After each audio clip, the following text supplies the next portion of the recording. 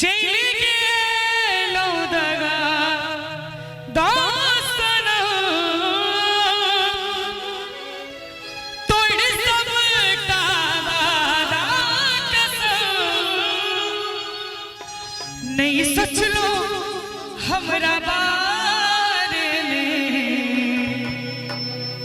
हियो जीवई अब को ना कहा। बहुत सुंदर जूली।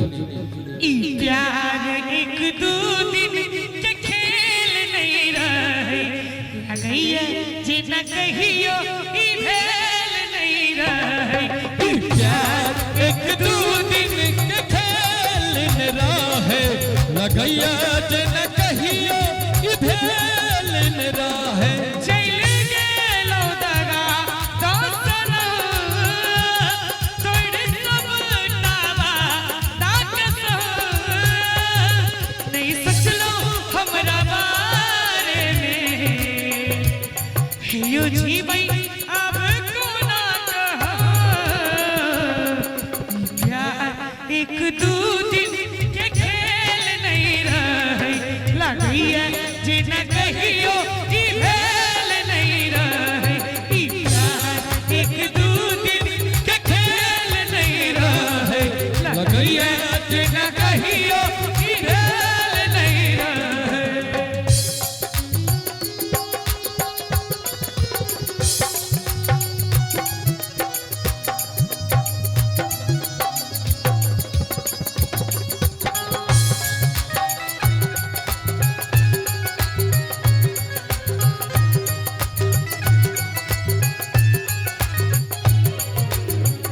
गंगा के पानी जैसे गंगा के पानी जेना प्यारी पवित्र जान के बनले छथिन एहन पवित्र।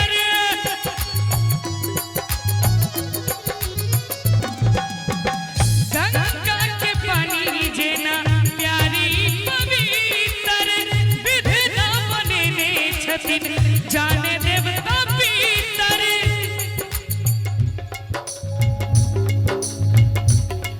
और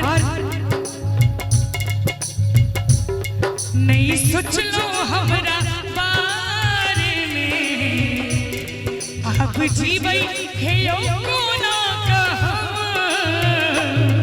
ई प्यार एक दो दिन के खेल नहीं रहे लगैया जे न कहियो ई भेल नहीं रहे। ई प्यार एक दो दिन के खेल नहीं रहे लगैया जे न कहियो ई भेल नहीं रहे। और मैं कहीं भी रहूं ऐसा रहूं तुझको है बस मेरी कसम। फासले आते जाते रहे प्यार दिल से कभी भी ना होगा। बदली चाहे दुश्मन जमाना हमारा सलामत रहे दोस्ताना।